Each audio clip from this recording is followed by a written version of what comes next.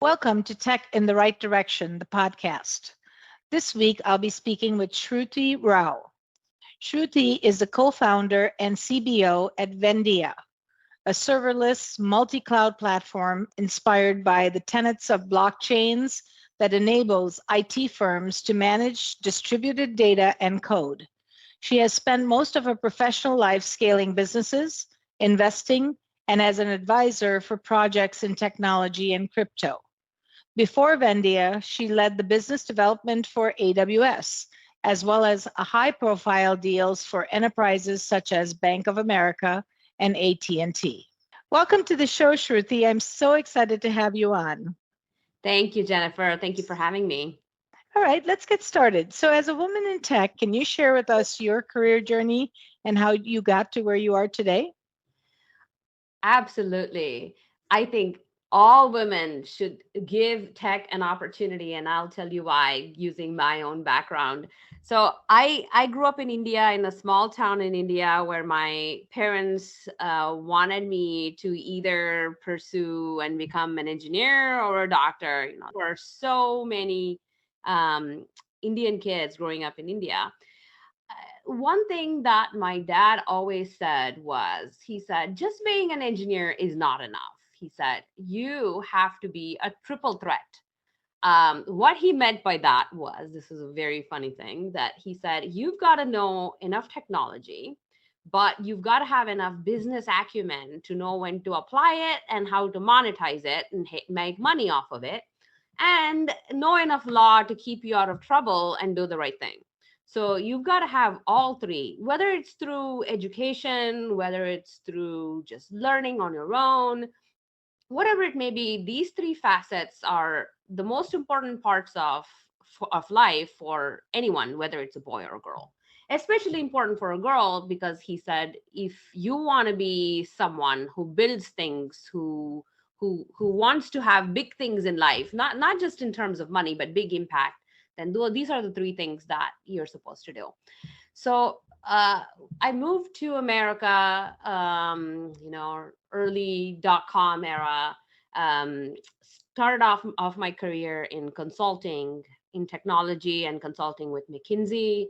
Then went to business school. Then did a couple of leadership development programs with AT&T, where fortune of going and working in their corp dev and M&A. So I did the AT&T and DirecTV and Singular mergers.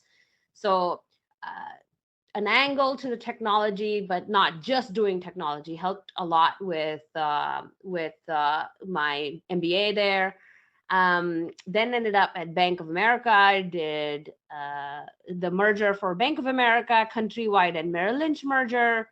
And after that, I mean, it was something else. Back in 2008, if you remember all the things that were going down in the mortgage servicing, what I felt like I was missing was I was spending so much time on the cost side, on the how do we merge these two, three companies together and decrease the cost allocations, cost implications to this joint big company now. And then how do we effectively cross sell across to each other? What I was missing was, hey, how do I focus on the revenue side? Because look, you can decrease the cost, you can keep decreasing the cost, but there is diminishing returns at this point. I mean, you can't have zero cost. I mean, even if you did, that would be the end of it. But the revenue side, now that was interesting. Also, that was something that was nagging at me, that I was not getting fulfilled because I wasn't building new things, building different things. So I decided I've got to go actually build things. And hey, what better place to build than tech? But not just building for building's sake. So through on the way through a startup, I ended up at AWS. That's where I met my co-founder, Dr. Tim Wagner, who founded the serverless movement and created AWS Lambda, which is, now for AWS and other cloud companies making over $1 billion a year in run rate, and ended up at AWS. This is a long-winded way to get back to tech, to get back to where I started. But I had this exposure to building and technology throughout the way. I say this, I started off this conversation with every woman out there who's listening should I think aspire to go eventually into tech, because even if you're not in tech, because take a look at just what I said about my background. I've been in everything from consulting to telecom to TV to banking to a startup, and then tech that is being used by all of these companies. It would seem very all over the place to someone. As women, sometimes we expect things to look perfect, but if you zoom out, if you really zoom out into my career, you will see a straight line from my undergraduate degree in computer science and engineering to where I'm now as a founder of a Series B startup in a deep tech space that is serving all of these industries. So you'll see a perfectly straight line there. If I didn't go all over the place, I wouldn't have realized what they needed, what are the problems they needed to be solved. So I recommend to all of your listeners that if your career looks like it's all over the place, that's really, really good for you. You will get there faster than if someone took the path that everyone else walked through. So, yeah, my recommendation is everyone should think of how can I get there with the experience that I have. Jennifer, back to you.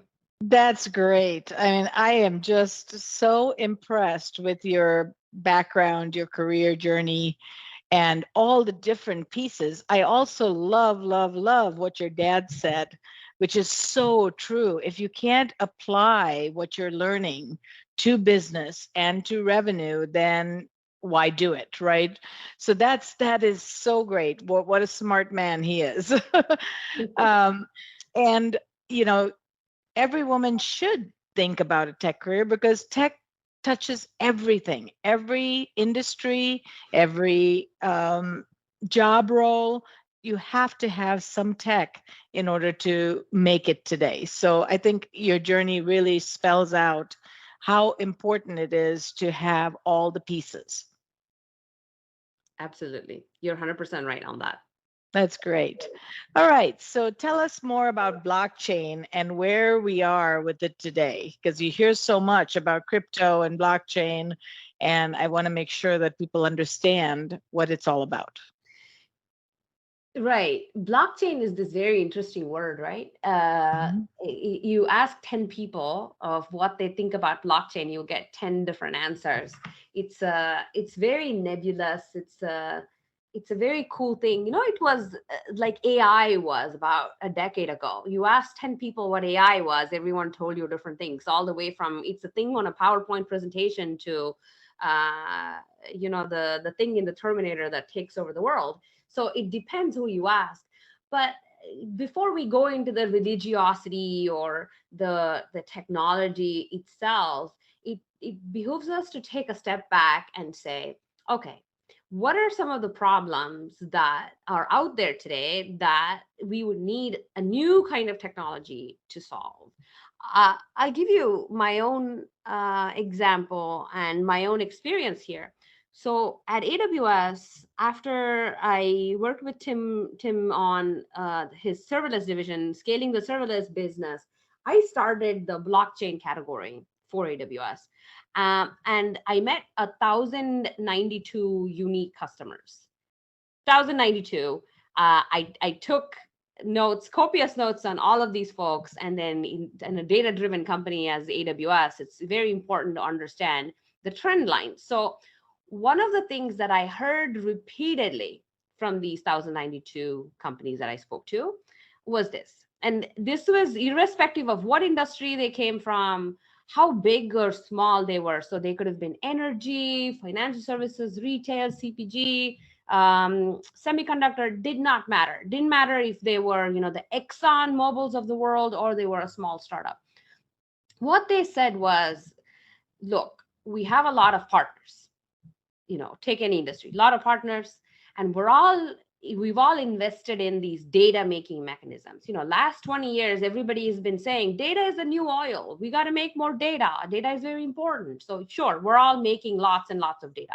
We have IoTs, we have mobiles, we have digital transformation, everything's making a lot of data. Except all of this data that they're making is getting stuck where they're being made. So if I am a bank and I have a partner that processes, let's say I work with Experian or any kind of a FICO score company, I'm making data, and let's say Jennifer is applying for a loan. They're making data. They're assessing Jennifer on your credit worthiness. The data that I need is getting stuck in my partners, and I just don't have access to that data, so I can do something with it. I mean, the most popular one is people start talking about this in semiconductor company. We've all heard this, right? Chip crisis. Everybody's got chip crisis. We're not making enough cars. Why? Chip crisis. We're not making enough iPhone 14s. Why? Chip crisis. So where is this chip crisis coming from? There is a chip manufacturing company, and they have tens of partners spread across all over the world. Somebody's making wafers, somebody's making the die, somebody's assembling this. There are a lot of partners. Everybody has super specialization. Everybody's making a certain part of the widget, and they just don't talk to each other. And the way they talk to each other is very very fragmented. It's all point-to-point connections. They send emails back and forth, maybe some batch files. So the company that's supposed to have their name on it, that sends that chip to that particular car company, just does not have access to all of this data to tell the car company, hey, we will be able to give you 1 million chips on such and such a date, because they just don't know. Yes, they have 1 million wafers, but they don't have 1 million dies. So that becomes the fragmented data, dispersed data becomes a problem. Now, how are we going to tackle this issue? Because this super specialization keeps increasing and the fragmentation keeps increasing. How are we going to tackle this issue if there is not a plumbing between all of these companies? None of these companies also want to give up their entire data to another company and say, here you go, take all of it, use whatever you need. So how do you enable these companies to share some of their data without giving up control? And that's what necessitates something like a blockchain, something like a distributed ledgers that works across companies. Each party owns their own data, doesn't give up control of their data to anyone else, but only shares with the parties that they're supposed to see, and does so with full confidence, because there is, lineage, and you see who you've shared with, what you've shared with, when you've shared, how much you've shared, and you have full transparency and visibility. Now, again, I'm not talking about, Ethereum or a public blockchain, but I'm talking about the companies you and I buy from on a day-to-day basis that are struggling right now because they just don't have a way to move data back and forth in a very simple, easy, effective way. In a way that doesn't require lots and lots of developers to come and build these custom solutions. And that's how we were doing back in the day. That's not how modern companies do it anymore. And that's how, blockchain is being used. There are a lot of use cases in blockchain where it's a solution looking for a problem or speculative.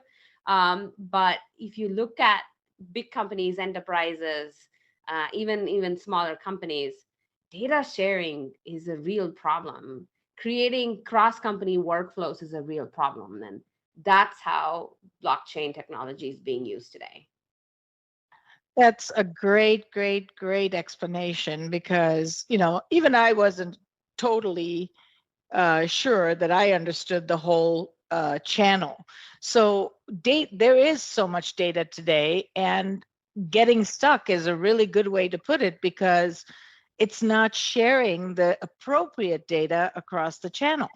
And so you have fragments in this information that you can't really see what exactly the whole story is. So blockchain gives us that ability. And data to share, there's a lot of privacy laws and all of that. So we have to be careful about that as well. So having this sharing across the channel with trusted partners is so critical. You're 100% right. The key thing that you said there is get the stories right across multiple parties. That's really how we say it. It's a single version of the truth that you and your partners can trust.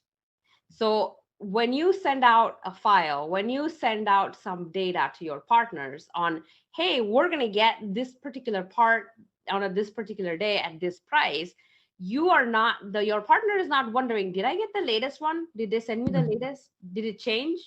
Well, it's been a couple hours. Did it change again? Did they send do I have the best data? Is this actionable? Can I really trust this?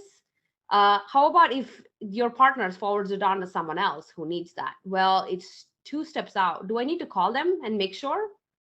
We end up being human blockchains. Blockchain is not solving a new problem. When we think about the Roman era, right? When Caesar, let's say, ate some corn, let's just go with corn, and said, wow, this is some delicious corn. Who grew this? He asked a guy who asked another guy who asked another guy who found out. And then Caesar said, okay, go bring him. And then again, he asked a guy and who asked another guy. And then finally they got the person who grew the corn and he got a gold coin or something. So this is exactly the thing we're doing, except they did not have petabytes of data to go around. It was just, 1 or 2 lines. So the game of telephone doesn't work when you have petabytes of data to share with. It works great when it's you're doing one-off or Caesar situation. Wow. Great explanations. Thank you for that. So tell us how female leaders are impacting technology today and blockchain, in business. This is obviously very near and dear to me as a woman and a mother. I'm a first generation immigrant. There is always this talk of women in technology is very important for diversity, for inclusion. Yes, all of that is true. But one thing that we, as a woman ourselves, and also as leaders, fail to communicate is having women leaders, especially in technology. This is true for anything, but since we're talking technology, is a competitive advantage.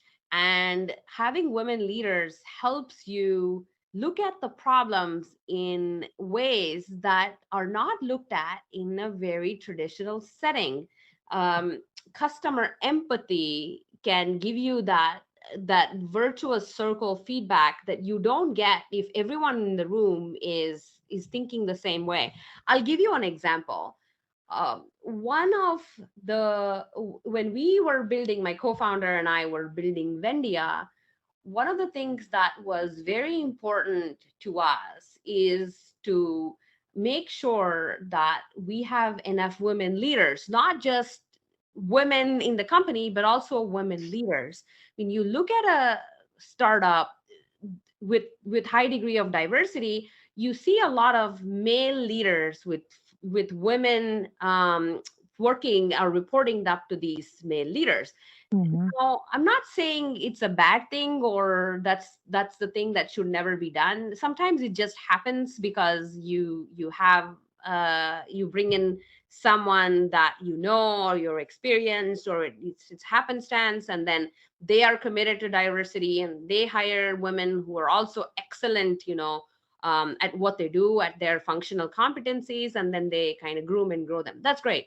For us, it was very important to have women leaders at the helm who are at the table making decisions. Now, is it slightly harder than saying, hey, let's just hire the first qualified person we get?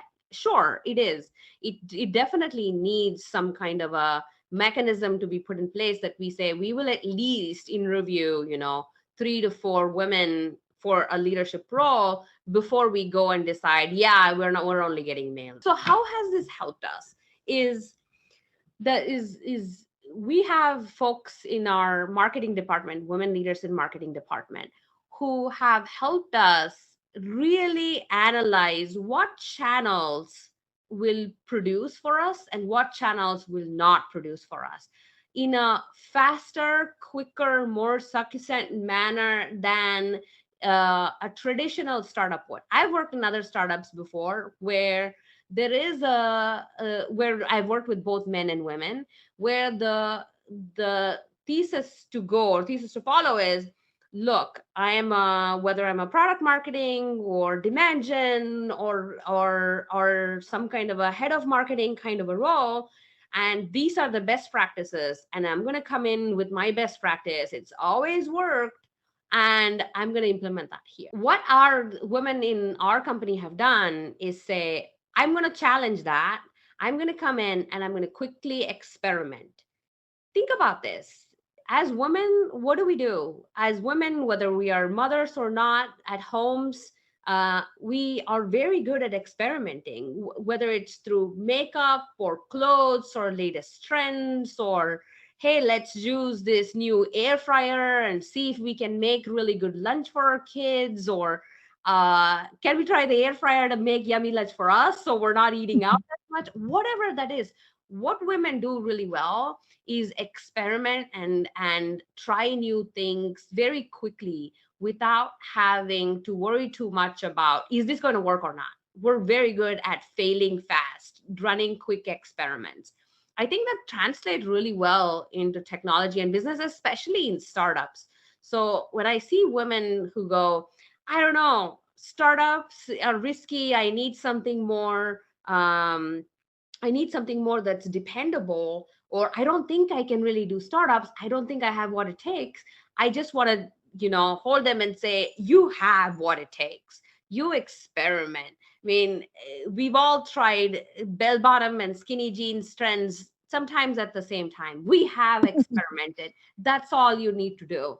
And that can help us when macroeconomic environment changes. I mean, last year was everything was on the up and up, and now everything is on the down and down. Mhm. Change. We do that every day in our lives. And I think that's where women are making a huge impact in technology, generally in any field, but especially in technology, by quick experimentation. At least we've seen that in our own companies, and we're better for it. That's great.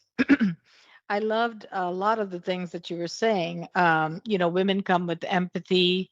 So having more women in your organization is not just diversity and inclusion, doesn't just check a box, but you're getting added benefit from different thought processes, different skill sets, different characteristics that are really making your company grow and thrive.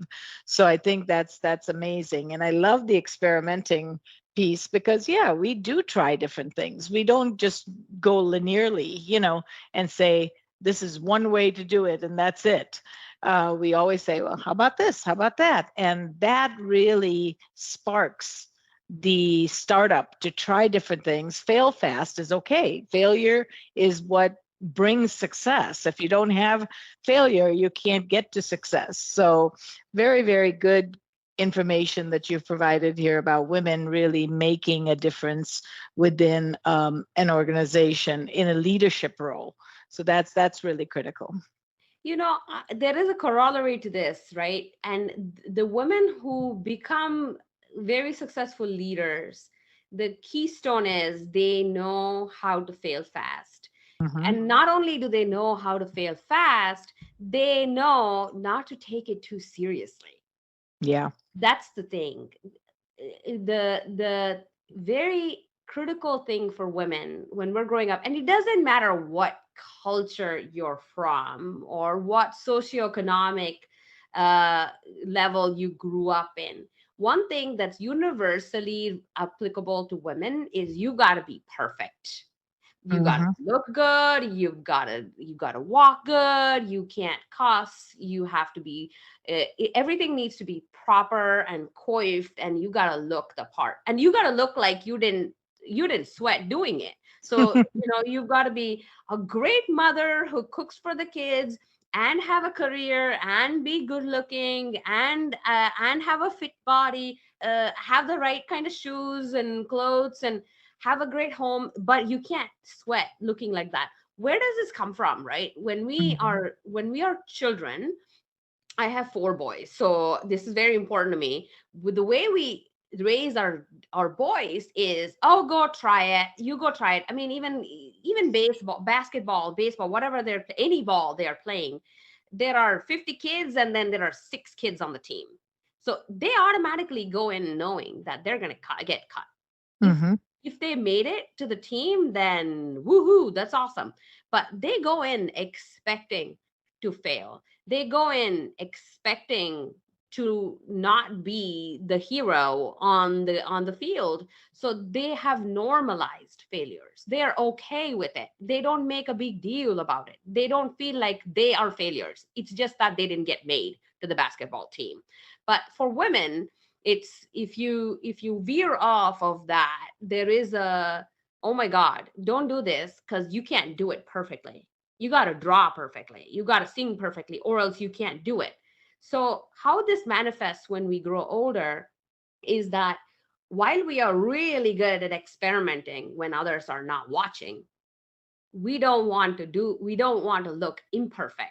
So we try a lot of things and then we present that one best thing eventually on Instagram or wherever that is. This happens at workplace too.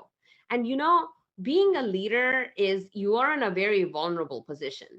Everyone's looking at you, and you probably will fail a lot. You will fail a lot more times than you will win, and that's a lot for someone to handle, if when they have grown up knowing, I have to look perfect all the time, so I'm not going to try to do something if I don't look perfect. So when I talk to other women, the thing that I tell them is, try to fail intentionally in places and then get comfortable with failure. So it could be just go on LinkedIn and follow your, people who you look up to or who inspire you, and then comment something. You might get some hate, you might get some love, and sometimes worst part is no one responds to you. Post on LinkedIn, or when you're at the airport, ask for an upgrade, even if you don't have enough miles. So what's the worst that could happen? You will end up in economy. That's okay. When you're at Starbucks, ask for an upgrade, ask for free stuff. Some of these will make you look like a complete fool, but that helps you grow the failure muscle. So yes, we are really good at experimentation, but we also do it, in our own comfort zones. But as a leader, when we get very good being vulnerable for our experiments to fail in front of everyone else, voila, that's where the magic goes off. And that's when we start, doing really, really well in life. So if anyone wants to shortcut their way to leadership, just start failing and don't be afraid to look like a fool. I've looked like a fool more times in my life than I've looked otherwise. And so I've taken one for the team. So you can go do it and you'll be okay. I'm okay. That's That's great. advice. That's great. Great advice. Oh my gosh, it's so true. I've been there, done it. I've taught my entire team to negotiate everything. Even if it's a good price, negotiate it. It doesn't matter. Because we're running a business, we need to be lean, we need to do the things that we need to do. And most of them are like shying away from that initially, but then they build their confidence in order to ask, and I've trained them how to do that. And it's so important. It really is. It really makes such a difference because, yeah, if you don't get it, okay, we'll move on, right? But sometimes when you win that negotiation, you feel so good and your confidence goes up, 10 notches. So it's really, really great. So true. So true. Amen to that. Yeah. And so this podcast, as you know, is focused around bridging culture, pay, and employment gap for women in tech. What are you seeing from your lens in the industry today? There are two parts to this. It's one within our own company and then one outside. Hmm. Within our own company, what we have done is we are very cognizant about this pay inequity for folks. Uh, what you said is absolutely the reason for pay equity. People don't ask. Mm-hmm. Sometimes women, minority, LGBTQ, we're all taught you should be grateful you're here, which I am very grateful that Mm-hmm. I'm here. But by God, I've worked to get here. Mm-hmm. And by God, I am worth it. So I need to ask for what I'm supposed to get paid. Look, Mm-hmm. most of the times, this information is also not available outside to compare against what everyone else is getting paid, and the secrecy of it is what keeps the rest of us from actually getting paid equitably. So the way we have done it at Vendia, at our startup, is we just, when we first start talking to you, we tell you what the range is, and if Mm-hmm. you're like that's too low, then okay, I mean, we get it, Mm-hmm. we can pay you what we can pay you. Mm-hmm. Also, we have fixed pay at each level, and we tell you that, so other folks at your level and for your functional area what you're getting paid. Mm-hmm. So that makes it very straightforward, so I mean, irrespective of what the industry is doing, what you're going to get here, and if is it equitable or not. So the as much transparency as possible is very, very important to bridge that gap.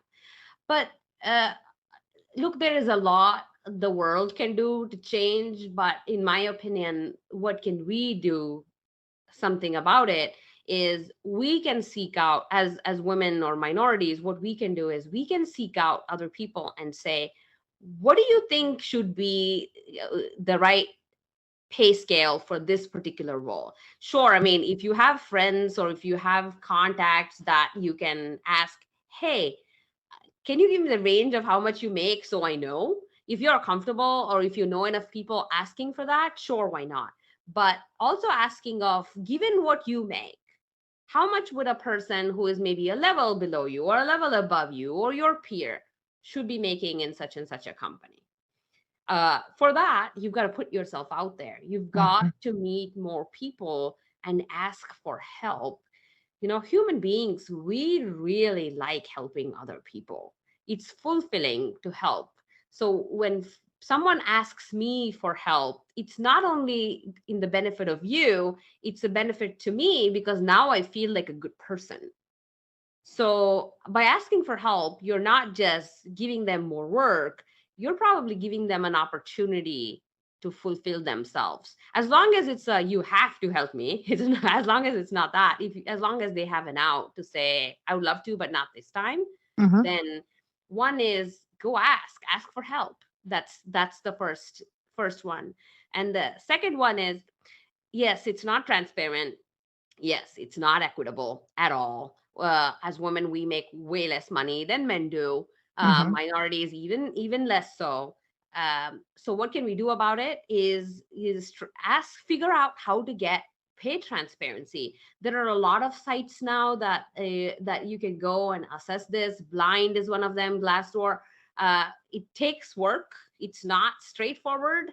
I wish it wasn't so, but it is, and we can do some research on our own. And the third one is ask the recruiter, ask the HR that's doing this, hey, upfront before spending any time, because you are worth it. Your time is worth it. You say, what's the pay scale for this? What are you willing to pay? And then if that's lower than what you're making, then you say, look, this is my range. This is where I'm comfortable, and be unapologetic about it. You don't have to apologize because they are paying less money than what you currently make, or they're paying less money than what you want to make, or you're not bad for expecting more or less. We need to stop this self-talk ASAP. Mm-hmm. Mm-hmm. uh, an employer is not making is not doing charity here. It's a business transaction. They're getting something, you're giving something. It is the assessment here is that a fair price? It's no different from when you go on Amazon and look at a new dress and go, I don't know about that. I don't know if I want to pay $150 for this. And you pass, and then you wait for a discount or not, or you go someplace else. So it's the same assessment that you need to do in this situation as well. So don't put stories in this of I am a bad person if I turn them down, or they are doing this for me, so I need to come in and then undercut myself. You don't know anything to anyone, and neither do they. Mm-hmm. So as long as we keep this at a, this is a business transaction and I need some data points to make a data driven decision, then everybody goes home happy. So I really like what you said about, having a network and having people that you can trust and ask questions to and put yourself out there and ask those questions. And then people love helping other people. I mentor women all the time, and I have very little time, but I still make time because it's important to me. It makes me feel good. It makes me feel like I'm helping somebody, I'm taking them to that next level. I love it. So ask for help. I think really important things that you said that women most times don't do because they don't have the confidence to do it and they're worried about all that negative Nancy talk in their head. Get over that. It's a business transaction. This is why you make these decisions. So really, really good tips. Thank you for that. So as you look back on your career, is there anything that you wish you had known about leading a tech business that now you know, but then you didn't? What did you learn? Oh, wow. Yes. A lot. I'm sure a lot. I've learned a lot through my career. Oh yeah, it's a lot, not just generally about leading a tech business, it's general leading in Hmm. life. I mean, Hmm. leading my own life, I think. Well, Um, top couple things that yeah, really yeah, made an impact on you. I absolutely. And I think this is going to resonate with almost anyone. I'm pretty sure I could guarantee this is that waiting till I am whatever enough to take that next Hmm. step. Hmm. I Again, as I said, this is not just tech, this is anything in life. I've got to be skinny enough, tall enough, I need to know this tech enough, I need to have that read that book or enough books, or done a marathon before I could do Y. Hmm. There is no correlation between the two. No correlation.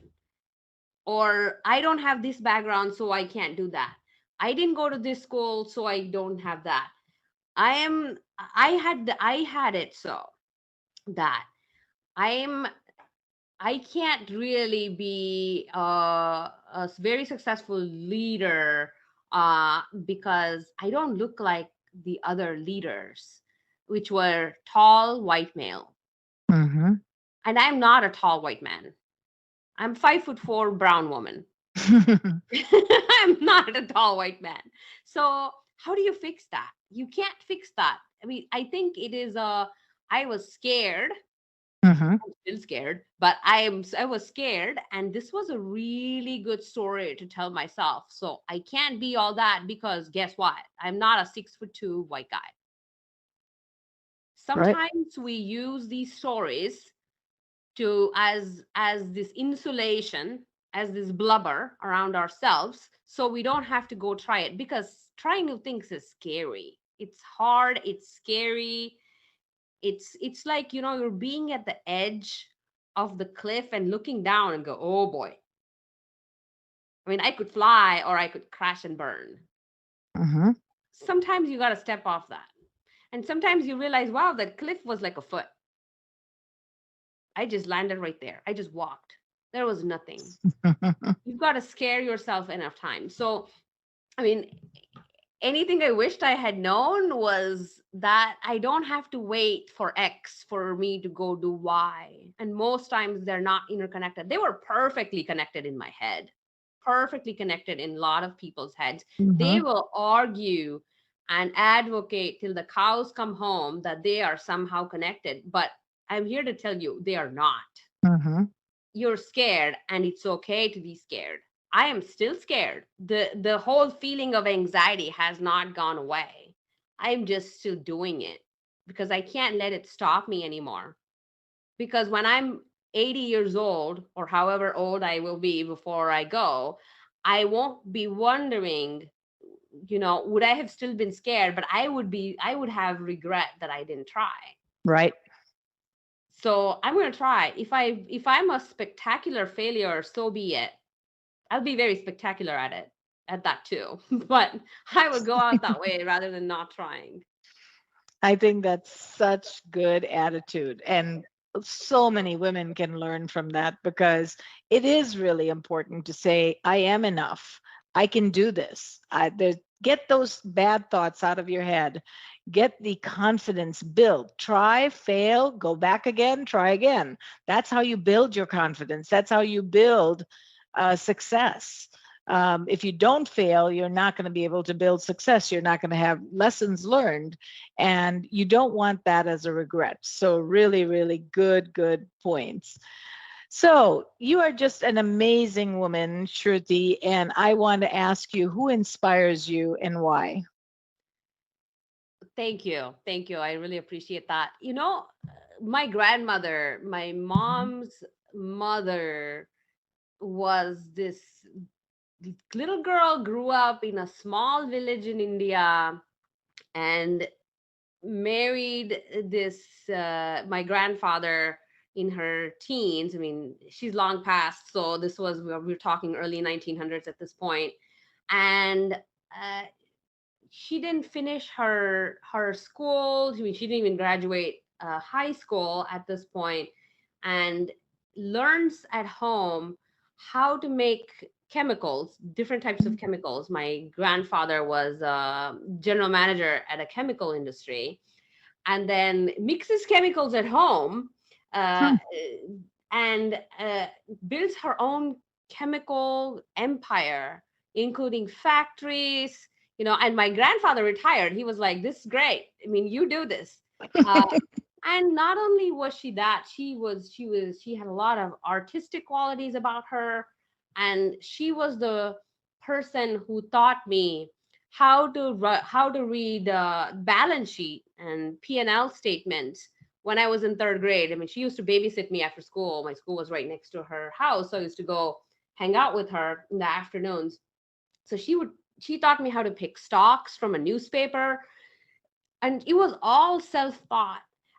And my quest always has been, how did she do this, in 70s and 80s, when there was no internet in India? She was not educated. It was all self-taught, and there were not enough even books to learn all of this from back in the day. And she was not at the right place at the right time. And despite of all that, she was able to get to the place where that she did. She built incredible wealth for her family, and employed a lot of folks. It built incredible wealth for the people that she employed. So my hope and dream is to do the same thing for folks. And that much thanks to God, I'm in much better place, more of a writer, more right of a place and the right time than she was.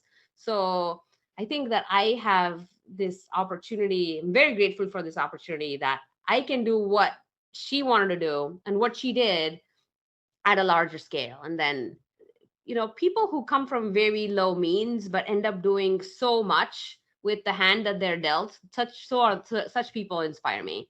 Um, That's so true. Oh my God, your grandmother inspires me. I wish I had met her. That is amazing that what she's yeah, put together to employ people in a time that it's unheard of. There was no technology. There was probably women was not, it was not easy for women to get ahead. And she did all of that despite the times and the restrictions that she had. So that's really amazing. Boy, she is really an inspiration. And now it makes me think, okay, this is the grandmother I want to be for my kids, that's for my it. the That's right. grandkids. Yep. That's right. That's great. That's great. Well, in closing, Shruti, can you share with our listeners how they can get a hold of you? Oh, yes. I am on LinkedIn. Shruthi Rao is the name. You can find me on LinkedIn. You can find me on Twitter. Reach out. I'm happy to talk to you guys. That's great. Well, it was such an honor and a pleasure to have you on the show. Thank you so much. And I hope to have you on again soon. Thank you, Jennifer. Thank you for listening to Tech in the Right Direction. Please take a minute to subscribe or follow so that you never miss an episode. Also, don't forget to like, share, and comment. Thank you. See you next week. From IT skill enhancements to end-user adoption training, Directions Training is your resource to help optimize the effectiveness of your technology investments. Over 500,000 students have taken advantage of our wide selection of technology and business training solutions, covering the most popular applications today, such as Microsoft 365, Azure, Windows 10, and more. As a podcast listener, we invite you to take advantage of an exclusive offer. Receive 30 days of free access to our Microsoft official curriculum on-demand courses for IT professionals or end users. Visit us at www.directionstraining.com/podcast to claim this offer today. Hurry, this offer is only available for a limited time. Success is a journey. Ask for directions.